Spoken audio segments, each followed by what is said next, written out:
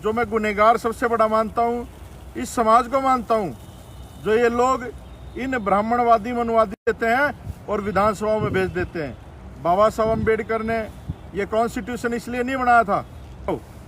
साहब कांशीराम की वो बात मुझे बहुत याद आती है।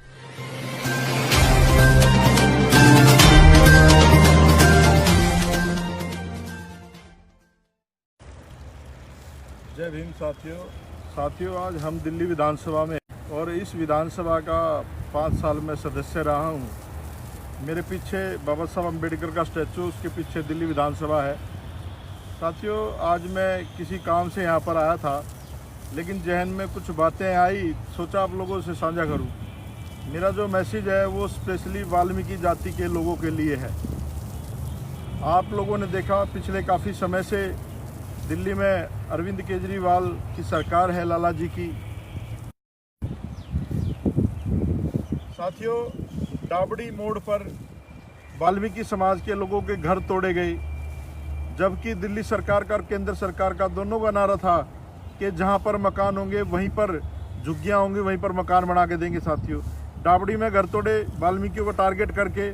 और अभी लक्ष्मी नगर में मैं कल गया था, वहां पर वो 70 साल पुराने उत्तर प्रदेश की सरकार की ज़मीन होती थी, वो दिल्ली में जो एरिया आता है उसका उत्तर प्रदेश डॉक्यूमेंट है, उन लोगों के मकान तोड़ दिए जाते हैं। सुप्रीम कोर्ट की आर्डर लेके, हाई कोर्ट की आर्डर लेकर के, और सरकार में बैठे लोग कुछ नहीं बोलते।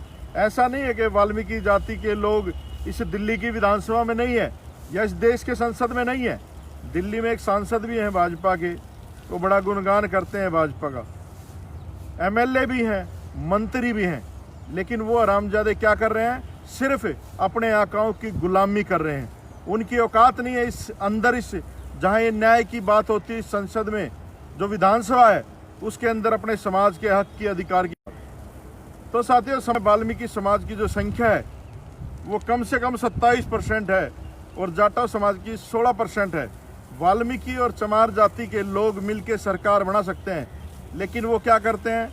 इन 2 और 3% वाले लोगों को मुख्यमंत्री बना के भेजते हैं, विधायक बना के भेजते हैं समाज के, हमारे हक और अधिकार दिला दो। तो आज जो मैं गुनहगार सबसे बड़ा मानता हूँ, इस समाज को मानता हूँ, जो ये लोग इन ब्राह्मणवादी मनवादी देते हैं और विधानसभाओं में भेज देते हैं। बाबा साहब अम्बेडकर ने ये कॉन्स्टिट्यूशन इसलिए नहीं बनाया था। साहब कांशीराम की वो बात मुझे बहुत याद आती है कि जिस व्यक्ति को जवानी में चमचागिरी करने की आदत पड़ जाए वो सारी उम्र चमचागिरी करता है। हमारे खून में बाबा साहब अम्बेडकर बसते हैं, हमारा खून नीला है। इसी विधानसभा में मैंने कहा था, लाला जी, हम लोग समाज और हक और अधिकार की बात। और जब गुरु रविदास जी का घर तोड़ा गया, मैंने इस असेंबली के पद से इस्तीफा दिया था। और इस लाला जी ने अंदर कहा था सारे MLA को कि तुम्हारी औकात नहीं थी MLA बनने की। मैं कहता हूँ इस लाला जी को कि तुम्हारी औकात नहीं थी मुख्यमंत्री बनने की।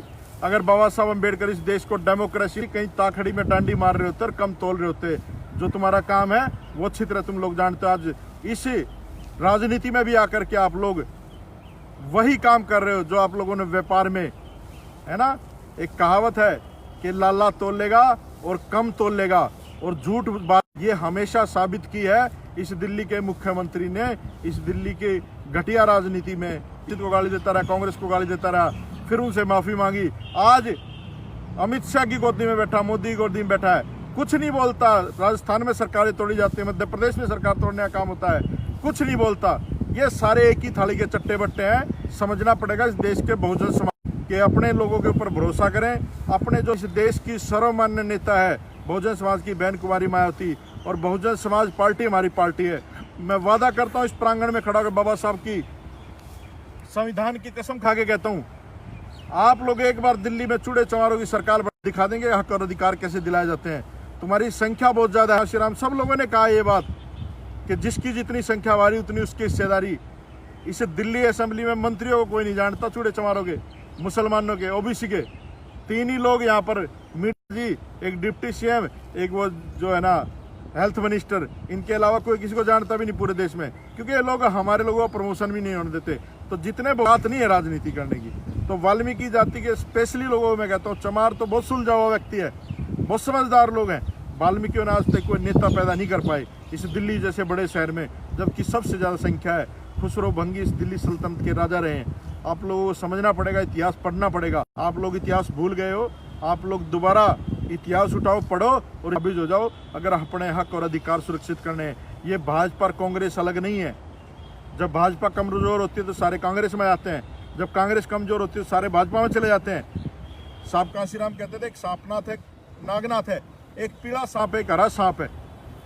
और ये इन दोनों के संभोग से जो सपोलिया पैदा हुआ ये अरविंद केजरीवाल है। तो इन डंक मारते हैं, ये सांप जहर नहीं देखता, सांप डंक मारते हुए कौन है कौन नहीं है। तो आप लोग ये ऐसे सपोलियों को ना पालें, अपने समाज के लोगों को मजबूत करें। और दिल्ली में आने वाले समय में जब भी चुनाव आए, चाहे एमसीडी का मुद्दा हो या दिल्ली का मुद्दा हो, अपनी सरकार बनाने का काम करें और अपने हक और अधिकार सुरक्षित करें।